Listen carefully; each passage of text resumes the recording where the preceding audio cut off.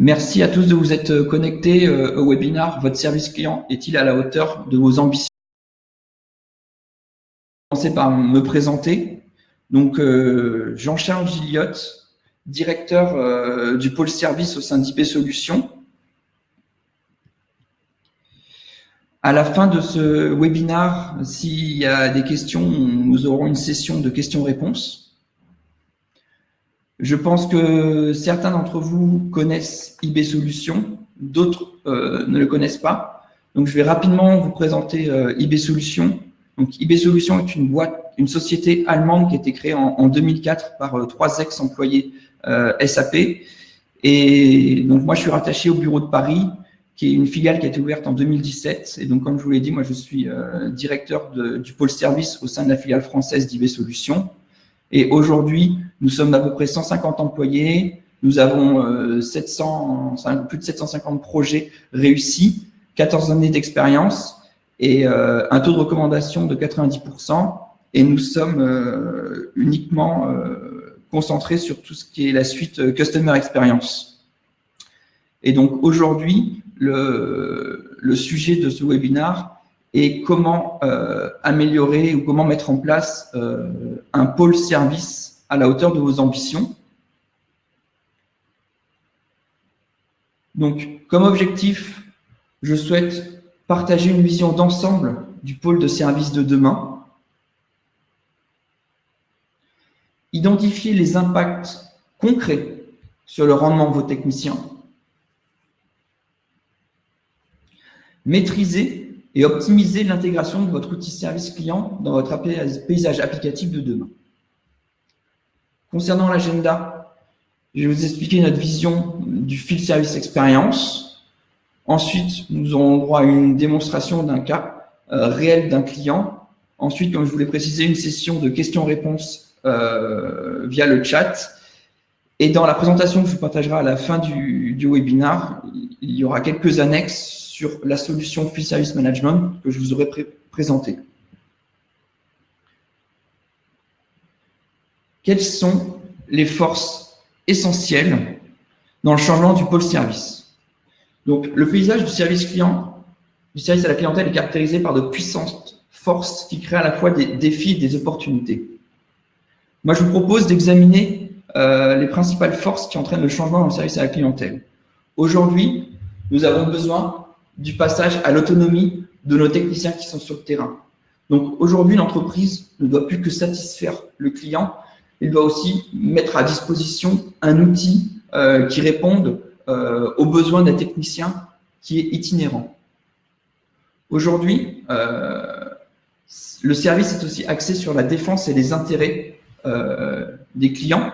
La fidélité d'un client est difficile à gagner et une fois qu'elle est gagnée, nous devons la conserver. Et pour la conserver, si nous avons un service client qui ne répond pas aux besoins des clients, mais nous pouvons perdre cette fidélité et donc perdre le client. Aujourd'hui, un client a une attend un service permanent. Donc, qu'est-ce qu'on entend par un service permanent? C'est un service qui est disponible 24 heures sur 24 et 7 jours sur 7.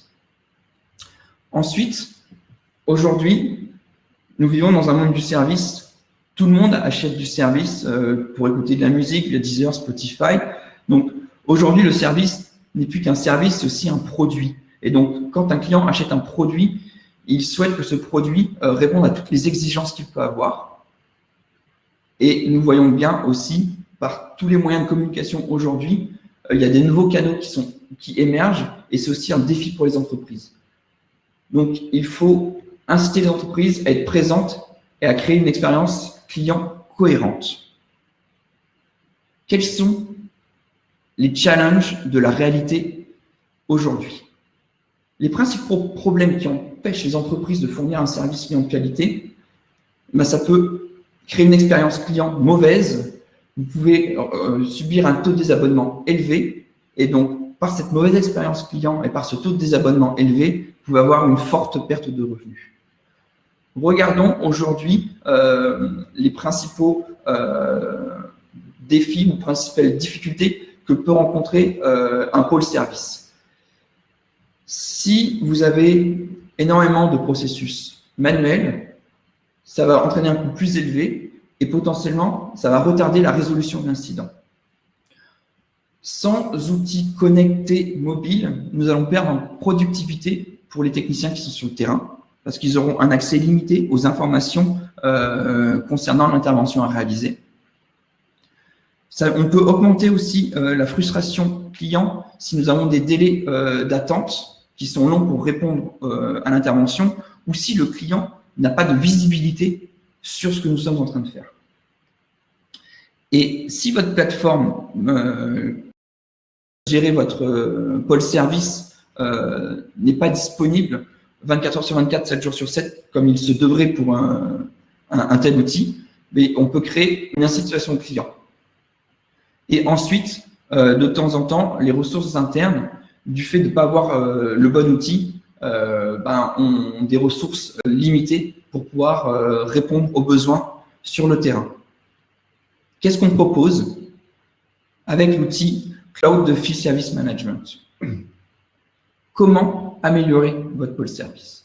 Premièrement, il faut harmoniser vos processus de service sur le terrain, ce qui vous permettra d'accélérer et optimiser les engagements entre le front office et les processus du back office. Ensuite, il faut garder les techniciens connectés et informés en leur proposant une expérience mobile cohérente. Aussi, aujourd'hui, via l'apprentissage machine, donc machine learning, ou via l'Internet des objets, IoT, on peut créer un service, une efficacité opérationnelle en étant proactif. Ne pas attendre que la machine ait un problème. La détecter en amont via un capteur connecté qui puisse directement déclencher, par rapport à des seuils de température ou des seuils de tours-minutes sur un moteur, un incident en amont que la machine soit défectueuse. Dans le monde du service, le client est au cœur. Et il faut leur donner la possibilité de pouvoir, par eux-mêmes, examiner la base installée pour laquelle nous sommes en charge de la maintenance et aussi leur donner la possibilité, si besoin, de créer eux-mêmes un incident, de déclarer eux-mêmes un problème sur une machine. Et donc, aujourd'hui, nous pouvons réaliser ce type de demande via un portail client.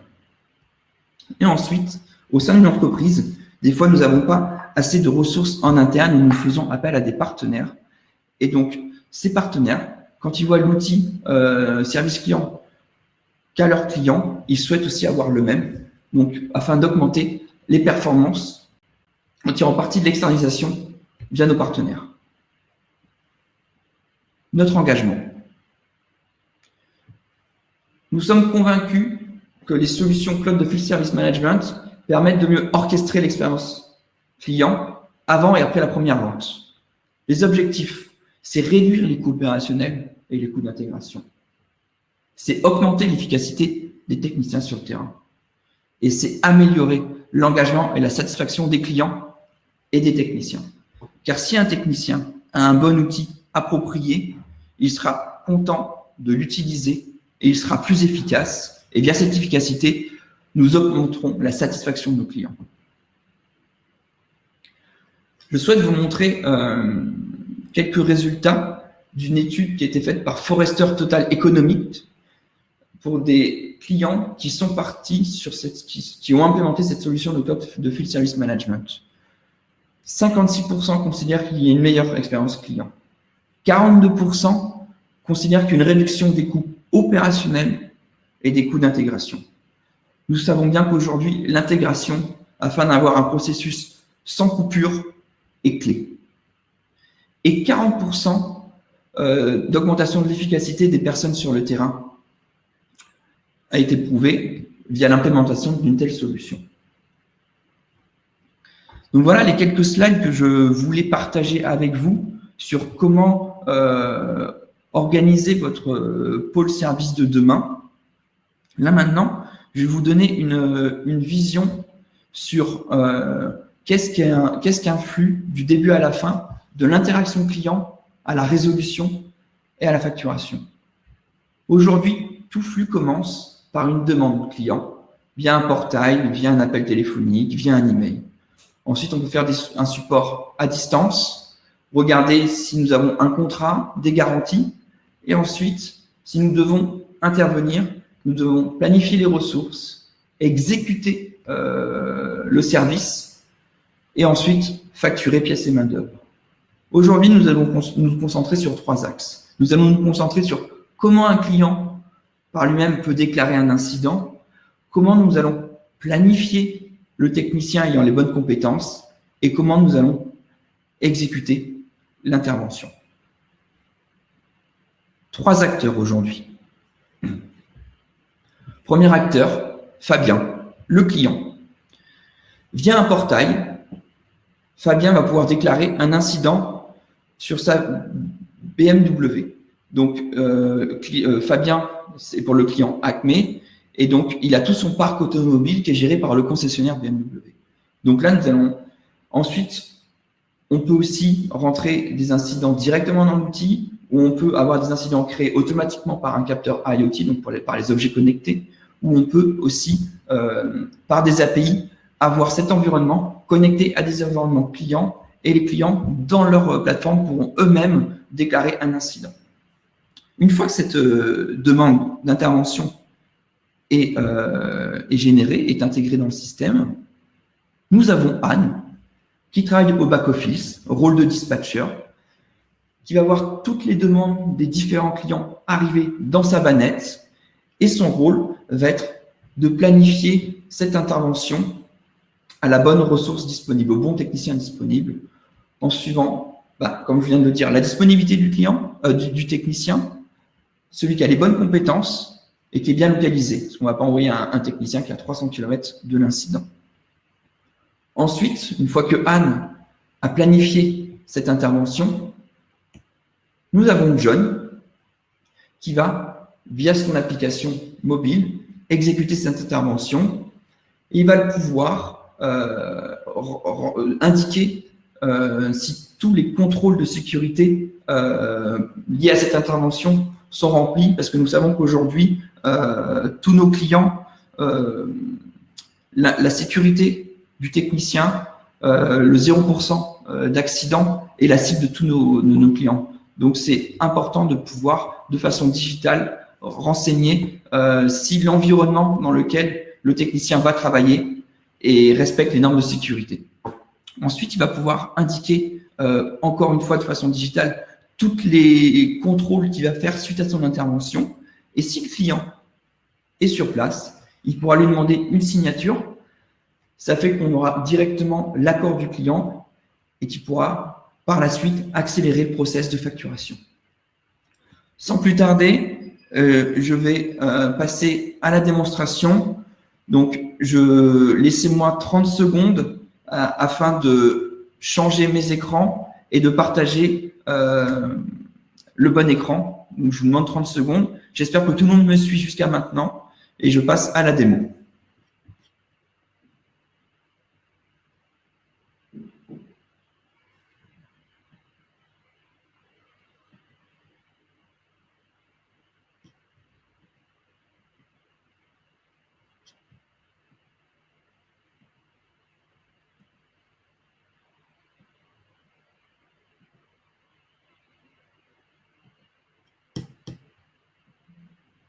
Mon écran.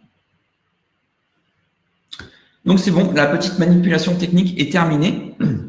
Donc, ici, vous êtes sur l'écran principal du dispatcher, mais avant tout, nous voulons créer le client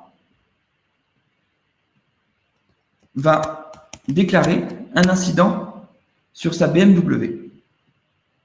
Donc, le client se connecte à son portail client, il va pouvoir accéder à tout son parc d'équipements que gère le concessionnaire BMW. Donc ici, c'est l'écran d'accueil où on peut voir toutes les demandes en cours. C'est un outil qui est visuel. Ici, nous avons 5 icônes. Chaque icône représente une étape dans la résolution de l'incident. Ici, l'incident vient juste d'être créé, donc c'est un incident nouveau. Ensuite, dès que l'incident est affecté au technicien, ça passe sur cette icône. Ensuite, dès que le technicien commence a voyagé vers le client, il est informé. Ensuite, une fois dès qu'il est en train de travailler, nous passons sur cette icône et à la fin, il y a le drapeau pour indiquer au client que l'incident est résolu. Donc là, le client a indiqué qu'il y avait une panne, les freins étaient bloqués sur sa BMW et qu'il souhaitait par la même occasion faire une révision. Pour déclarer un incident, le client peut simplement indiquer l'équipement sur lequel il a un problème. Ensuite, préciser où se trouve cet équipement. Par défaut, c'est l'adresse de l'équipement, mais on peut changer l'adresse. Ensuite, il peut décrire son problème. Donc, frein bloqué plus révision. Préciser le type de service, donc c'est une maintenance. Et je suppose que c'est un problème mécanique. Après, il peut demander l'heure à laquelle il souhaiterait que son technicien intervienne. Et une fois qu'il a tout renseigné, il n'a plus qu'à confirmer le problème qu'il a rencontré. Automatiquement, une fois que cet incident est déclaré, le dispatcher au back-office va être informé. Donc là, nous voyons bien que mes freins bloqués plus révision, le ticket vient juste d'être créé. Avant de continuer, je vais rapidement vous présenter cet écran. Donc, c'est l'écran principal pour un dispatcher. Et c'est un écran visuel. Donc, très rapidement, on peut voir les heures non productives. Donc, quand nos techniciens sont en vacances, quand ils sont en atelier, quand est-ce qu'ils sont malades. Et nous avons aussi 3 couleurs. Donc, le bandeau du haut, ici, en bleu ciel, indique le type d'intervention, maintenance ou réparation. Le bandeau du milieu indique la description du problème et le bandeau du bas indique le statut. Si c'est rouge, c'est-à-dire que l'incident est sur le planning, mais le technicien n'est pas encore informé, n'a pas encore reçu cette demande. Une fois que le bandeau passe au vert, ça signifie que le technicien a été notifié comme quoi il devait intervenir sur cette intervention. Et une fois qu'il est en bleu, le technicien est en train de travailler. Et en bleu, avec le drapeau, le technicien a fini son intervention. Et ici, vous voyez 3 couleurs, élevé, moyen et basse. Ce sont les priorités du ticket. Donc, via ce tableau de bord visuel, le dispatcher peut très rapidement voir les demandes d'intervention à planifier et celles qui sont planifiées. Vous pouvez ici, via des filtres, organiser vos techniciens par agence. Si par exemple, vous avez 10 bureaux en France et que vous voulez que chaque dispatcher puisse gérer les interventions par zone géographique, vous pouvez gérer ceci via des filtres. Sans plus tarder, je vais prendre cette intervention et je vais essayer de voir ce que me propose le système comme technicien compétent. Donc ici, je vois qu'il y a John Smith, qu'il est totalement disponible et qu'il a toutes les compétences requises. Il a les 5 ronds bleus. Pour être plus précis, en fait, je vois qu'il parle couramment français, qui travaille sur l'Île-de-France Ouest et que c'est un spécialiste de la série 3. Donc, le système me dit qu'en théorie, c'est le technicien idéal pour réaliser cette intervention. Yeden, il a aussi toutes les compétences, mais il est potentiellement indisponible. Et effectivement, on voit qu'aujourd'hui, il est déjà en train de travailler sur une boîte de vitesse. Ensuite, Clément, il est disponible, mais il parle français. C'est un point positif, mais il n'est pas basé en Île-de-France Ouest et il n'est pas spécialiste de la série 3. Donc, moi, je vais écouter le système et je vais attribuer à John Smith, qui me paraît être le technicien le plus compétent pour réaliser cette intervention.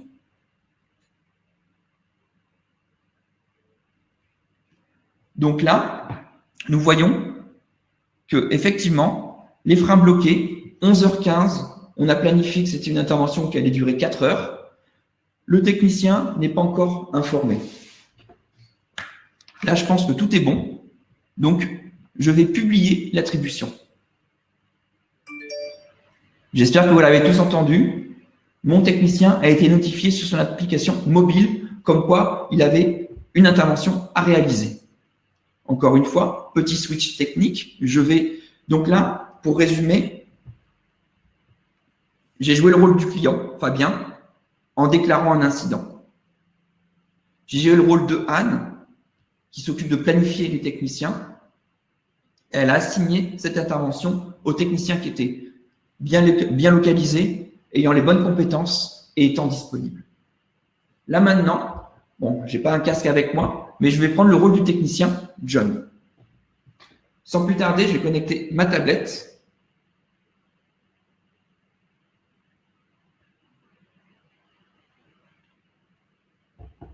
À mon écran.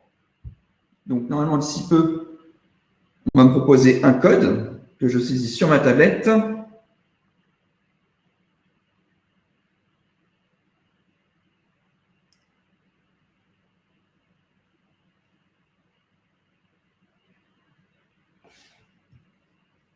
Hop, et je vais rapatrier la tablette.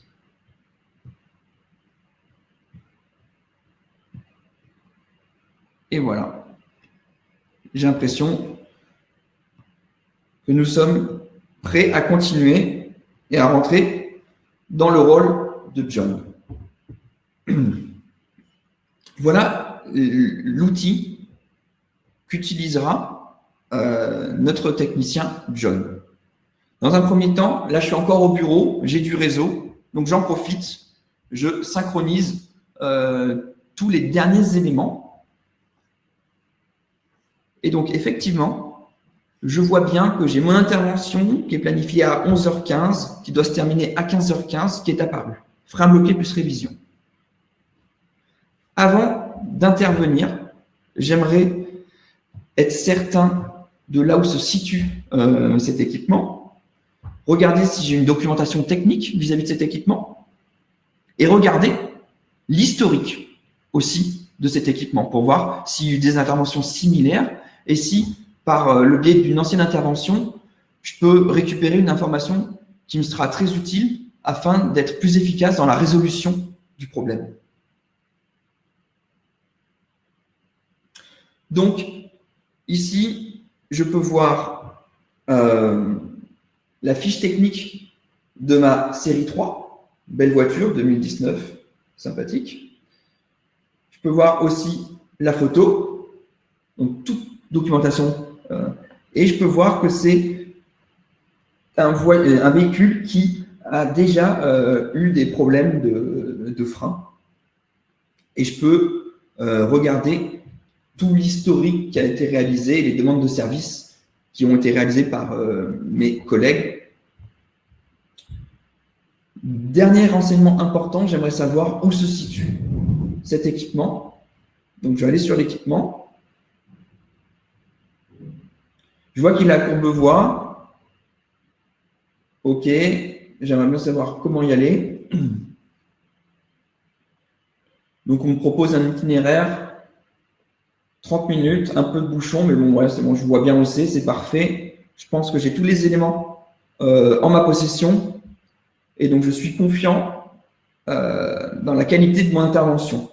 Donc, je précise à mon client que je commence à voyager. Donc là, je monte dans ma camionnette et je me déplace jusqu'à Courbevoie afin de réaliser mon intervention sur cette BMW série 3. Je suis arrivé sur place. Si je veux, je peux renseigner la distance. Donc, je vais dire de Paris à Courbevoie.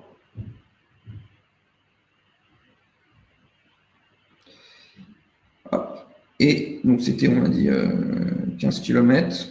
Bon, Google Maps m'avait dit que c'était 30 minutes, mais au final, c'était, je ne sais pas si c'est dû à la chaleur, mais il y avait le trafic, c'était la galère, et j'ai mis 1 heure à me rendre sur l'intervention. Et je souhaite la facturer.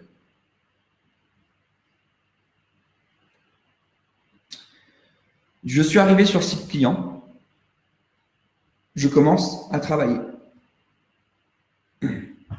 Donc là, le système me propose directement d'enregistrer le nombre d'heures que je vais passer pour cette intervention. Par mon expérience, je ne sais pas vraiment encore combien de temps je vais passer. Je préfère pas indiquer mon temps de parcours, mon temps que je vais passer sur cet incident.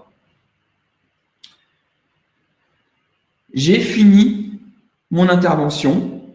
Donc maintenant, il faut que j'indique tous les contrôles que j'ai pu réaliser et le temps que j'ai pu passer. En amont de commencer son intervention, s'il y a des normes de sécurité à respecter, on peut directement renseigner. Donc là, je vais juste dire tout simplement environnement OK.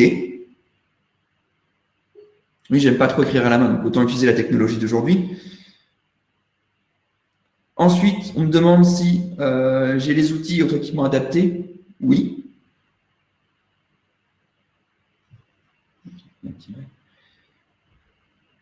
La dernière intervention était réalisée le 27 mai. La zone de travail est propre. Il n'y a pas de danger. Les sont respectés. Et donc, je valide en tant que John. Donc ça, c'était la partie s'assurer que je travaille dans un environnement qui respecte les normes de sécurité. Par la suite, j'ai des étapes qui concernent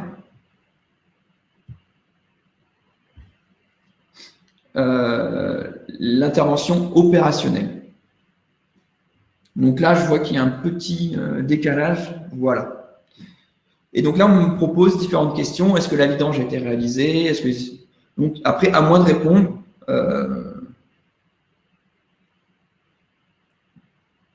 Aux différentes questions, les freins avant doivent-ils être changés? Vu que les freins avant étaient bloqués, je dis que effectivement, je dois les changer.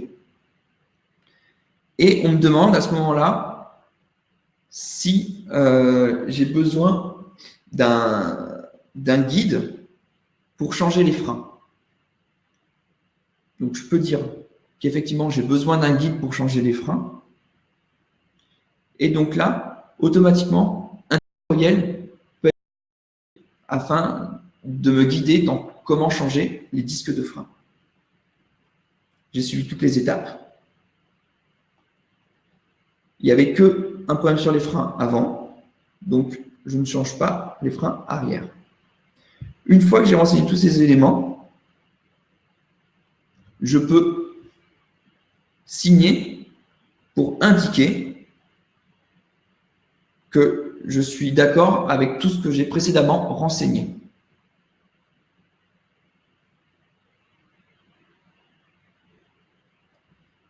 Et une fois que j'ai signé, je n'ai plus qu'à envoyer mon rapport opérationnel. Comme je vous l'ai précisé, j'ai utilisé des freins à disque. Ils ont un numéro de série à rallonge, donc j'ai pas envie de saisir manuellement ce numéro de série.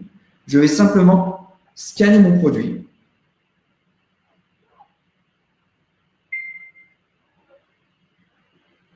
Jeu de disque de frein BMW série 3. C'est effectivement bien l'article que j'ai utilisé. Donc, vous pouvez voir qu'il vient de mon van, ce que j'avais en stock dans ma camionnette.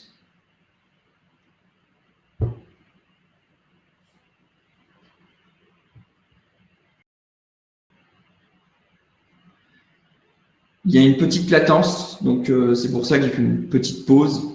Donc là, vous voyez que j'ai scanné, l'article est apparu, donc c'est jeu de disque de frein BMW. Je vais sélectionner cet article.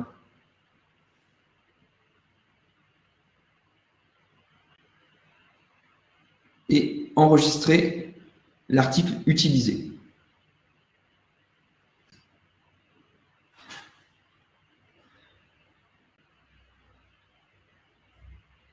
Donc, là, il y a un décalage entre ma tablette réelle ici et la tablette que vous voyez à l'écran. Un petit décalage de 30 à 45 secondes. Donc, j'attends que vous, à votre écran, vous puissiez rattraper là où j'en suis sur mon écran.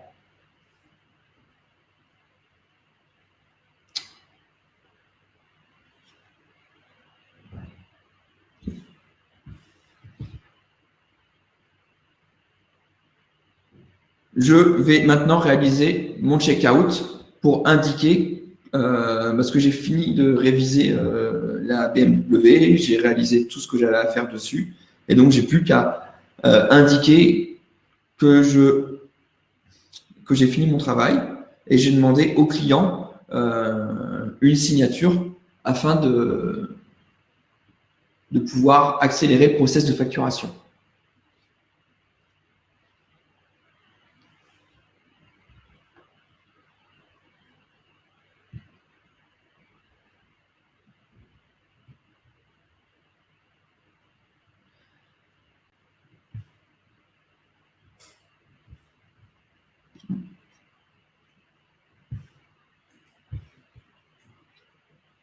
Voilà.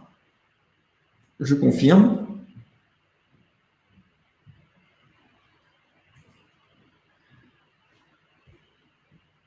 Et donc, le système. Bon, en toute transparence, je vais essayer de déconnecter et reconnecter ma tablette. Ça va peut-être faciliter la suite de ma démo.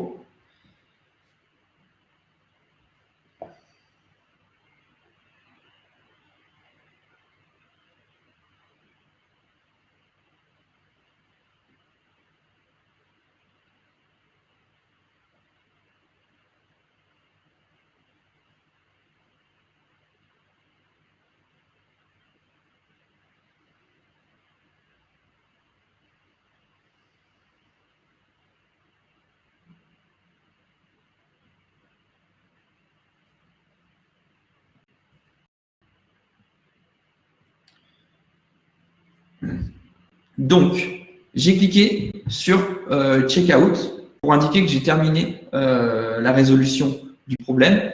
Et donc là, le système a automatiquement détecté que je n'avais pas encore saisi des temps. Donc, je vais saisir les 4 heures que j'ai passées à réaliser mon intervention.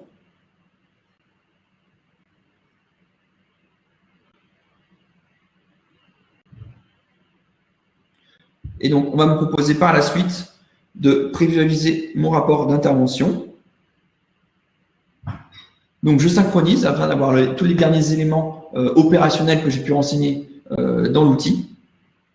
Et j'ai demandé au client de signer.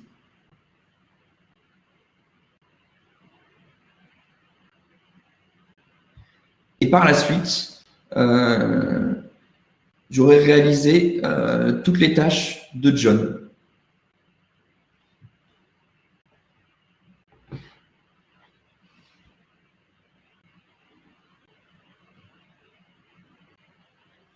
Donc, le rapport est en train de se créer. Le client va le signer. Voilà. Enregistrer.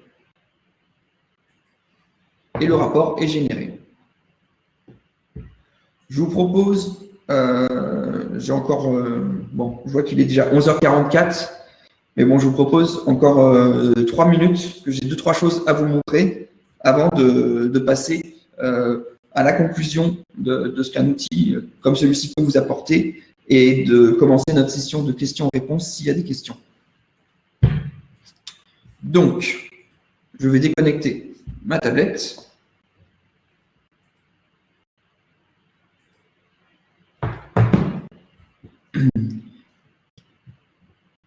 Ici, un email qui a été envoyé dès que le technicien a cliqué sur Je voyage. Eh bien, le client a été informé comme quoi le technicien John Smith arrivera d'ici 1 heure pour réaliser la demande service et frein bloqués. Ensuite, si je retourne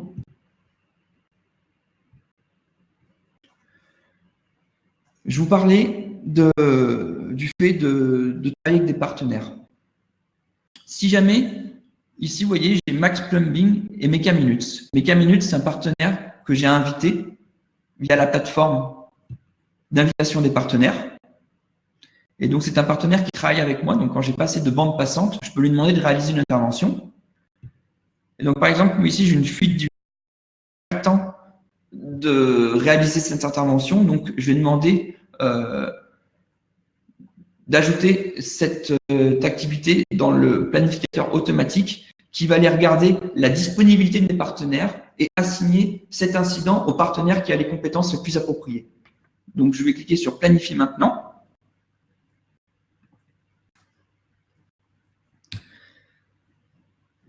Là, c'est automatique. Et donc là, automatiquement, je vois que ma fuite d'huile a été assignée à un de mes partenaires. Donc, je vais passer sur 2 semaines pour voir.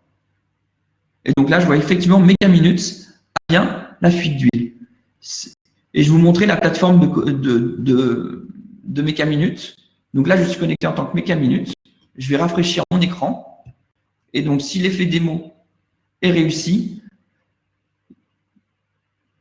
ce problème de fuite d'huile sera assigné à mon partenaire Mecaminutes. Et donc là, je vois bien ici que j'ai ma fuite d'huile qui a été assignée à mon partenaire. Je vais juste vous montrer le détail.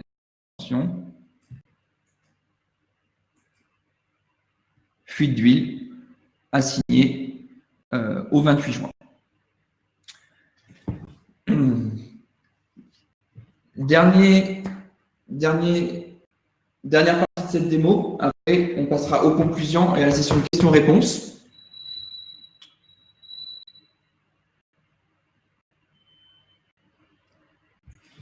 Imaginez, vous êtes dans votre véhicule, vous avez un QR code qui vous permet automatiquement de discuter avec un chatbot qui va vous proposer de déclarer un incident.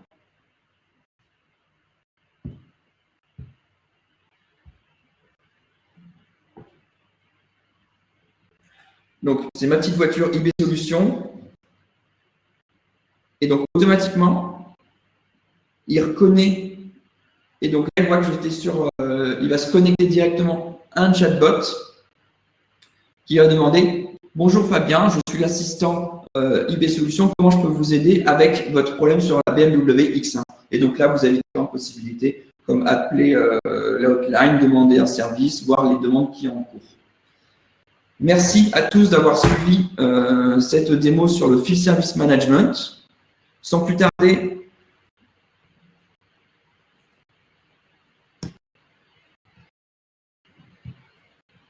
je vais de nouveau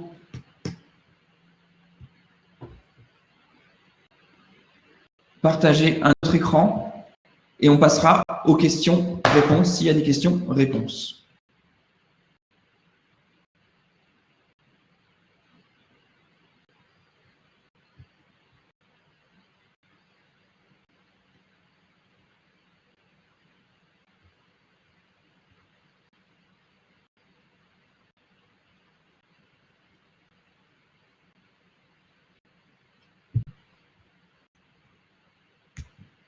Donc, qu'est-ce que peut vous apporter en termes d'avantages une telle solution? Vous pouvez utiliser efficacement vos effectifs qui sont mobiles sur le terrain. Vous pouvez automatiser les processus et arrêter toutes les saisies manuelles que vous pouvez avoir. Vous pouvez augmenter votre productivité,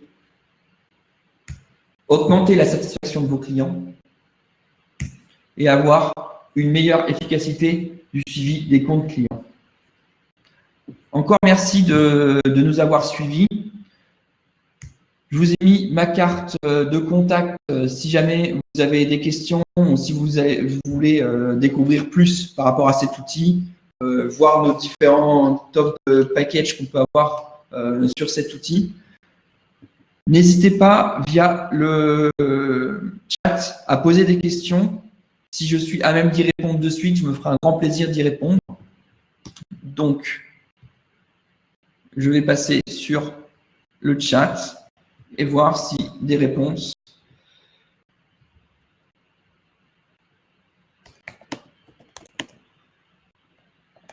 Oui, bien sûr, je vais partager ce document dès à présent.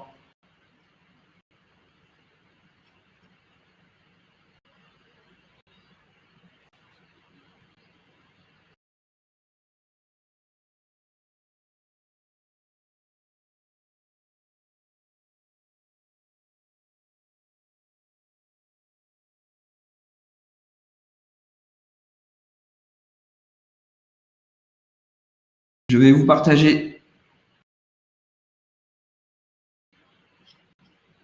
dès à présent le document via le chat. Donc, le document est en train de se charger. D'ici 3-4 minutes, je pense que vous aurez le document qui sera disponible dans le chat. Avez-vous d'autres questions? Et si...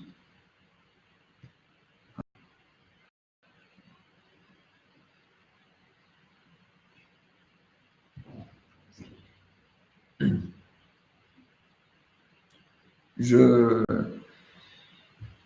vois pas ce qui... Je suis en train d'attendre la fin du chargement du document. J'en suis à 43%.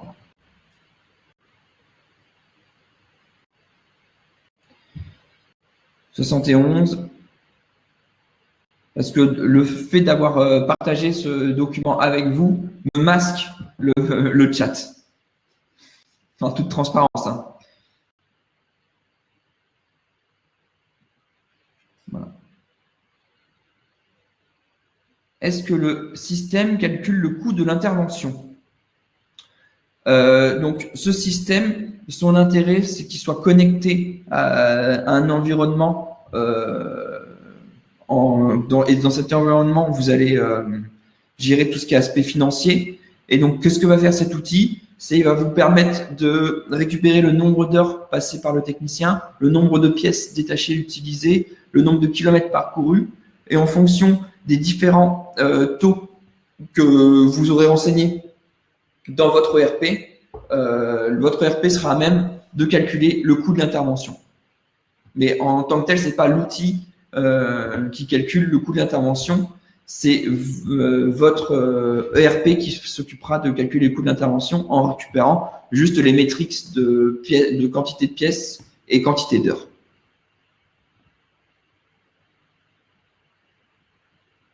Le document est normalement accessible. N'hésitez pas à me poser d'autres questions. Encore une fois, vous avez ma carte de visite avec mon email, mon numéro de téléphone. Donc, ce sera avec grand plaisir que je pourrai répondre à des questions que vous pourriez avoir plus tard.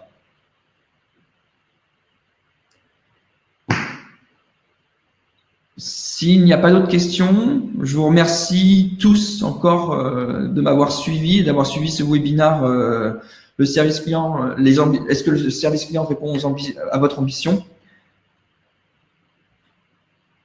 Et je vais du coup clôturer ce webinaire en espérant que celui-ci aura apporté des réponses et de l'intérêt dans la vision que vous avez de votre pôle service de demain. Merci à tous. Au revoir.